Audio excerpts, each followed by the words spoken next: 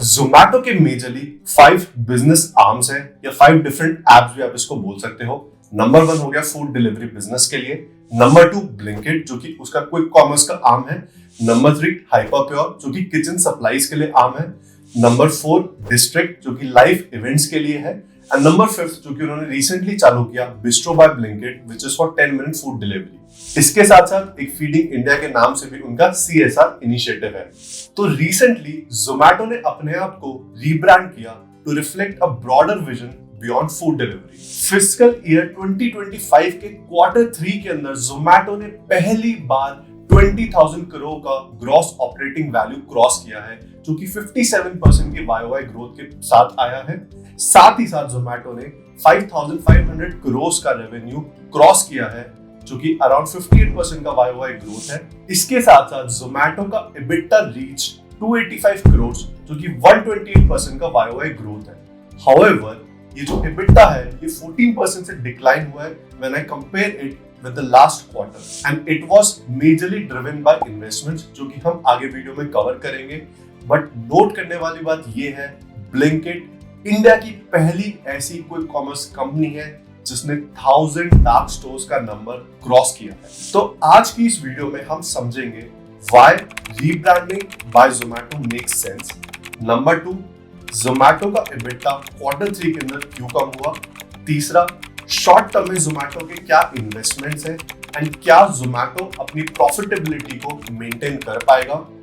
चौथा हम लोग एक मैक्रो इकोनॉमिक लेंस से long term investment and Zomato के बिजनेस को एनालाइज करेंगे to understand whether Zomato can maintain its profitability for eternity. तो वीडियो स्टार्ट करने से पहले I would request you to subscribe to my channel and इस video को ज्यादा लोगों के साथ शेयर करो so that वो इस एनालिसिस को समझ पाए एंड उसके बेसिस पे एक अंडरस्टैंडिंग को बिल्ड कर पाए।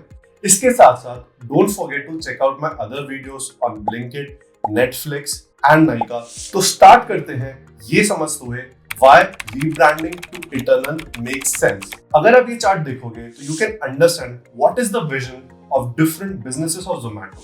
Zomato and Hyperpure का vision है better food for more people. Blinkit का vision है instant commerce indistinguishable from magic. District का vision है world class going out experience in India. And feeding India का विजन है मेकिंग इंडिया मैल nutrition free. अगर आप इन विजन्स को बहुत केयरफुली समझोगे तो आप देखोगे कि एक अलग अलग कैटेगरीज के अंदर जोमैटो ने अपने बिजनेस डेवलप किए हैं और जोमैटो को कुछ ऐसा चाहिए जहां पे ये सारी कैटेगरीज मर्ज होके एक ब्रांड नेम के अंडर है। Now eternal is an industry agnostic brand name making it easier to expand into different categories.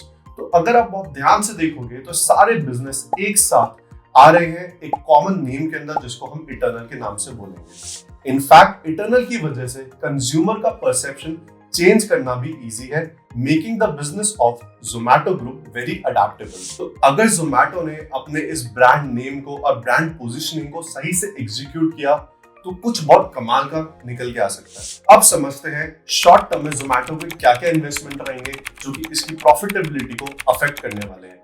Let's start by addressing the elephant in the room which is Blinkit जो कि Zomato का quick commerce का arm है। अगर आप इस chart को बहुत केयरफुली ऑब्जर्व करोगे तो you can see that top 5% of dark stores has a contribution margin of 6.4% whereas bottom 25% of dark stores has a contribution margin of -8.5% which is expressed as a percentage of gross order value।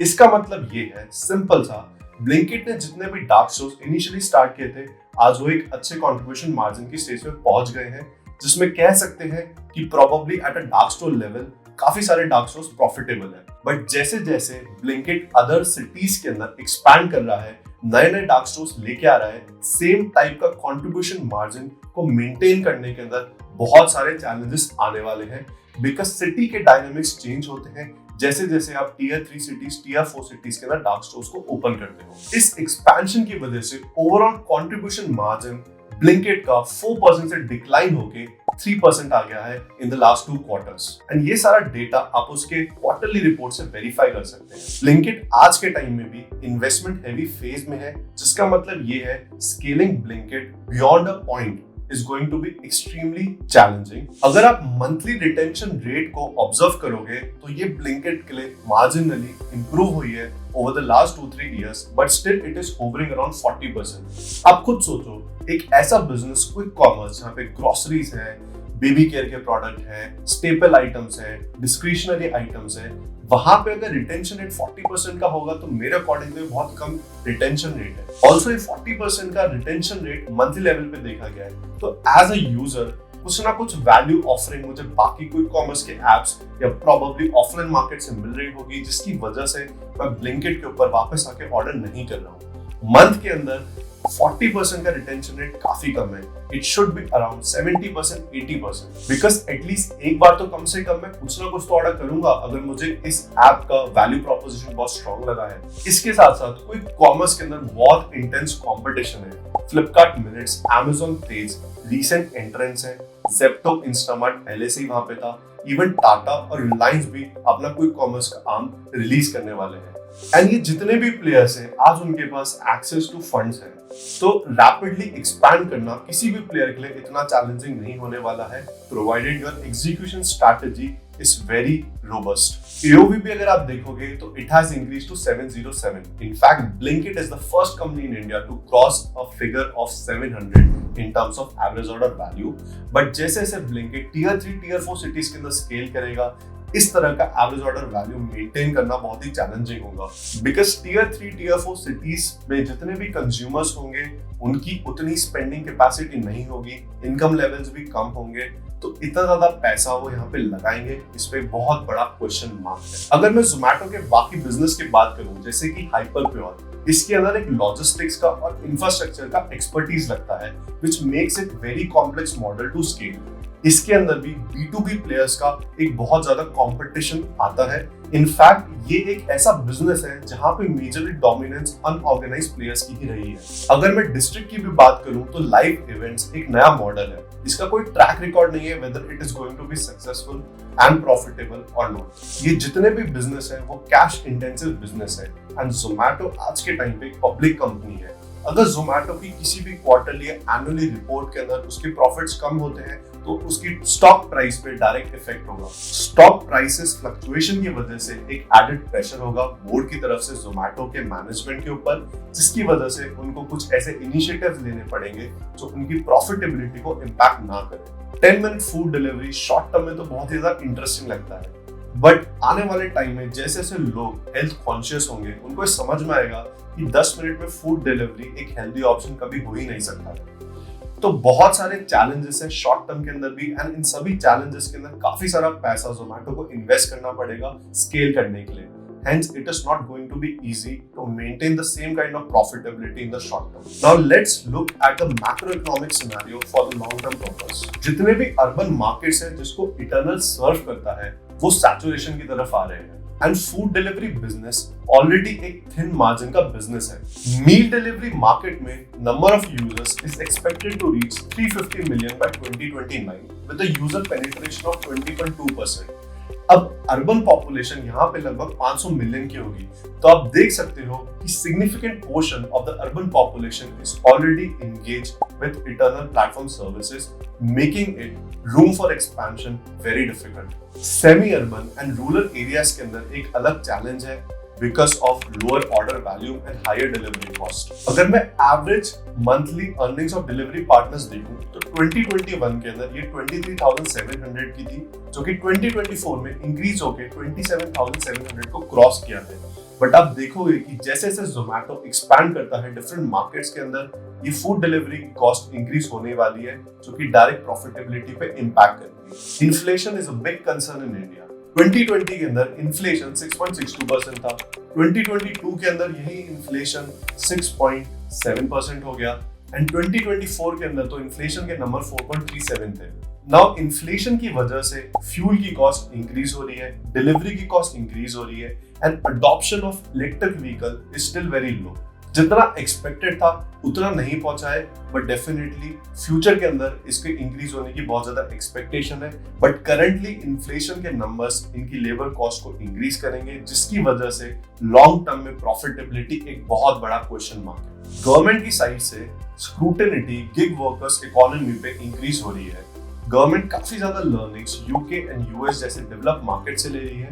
UK के अंदर supreme court ने ये rule किया है कि उबर के जितने भी ड्राइवर्स हैं they should be classified as workers rather than independent contractors, and इनकी एक minimum wages fix होनी चाहिए with other benefits. Similarly, this is true in some of the states in the United States.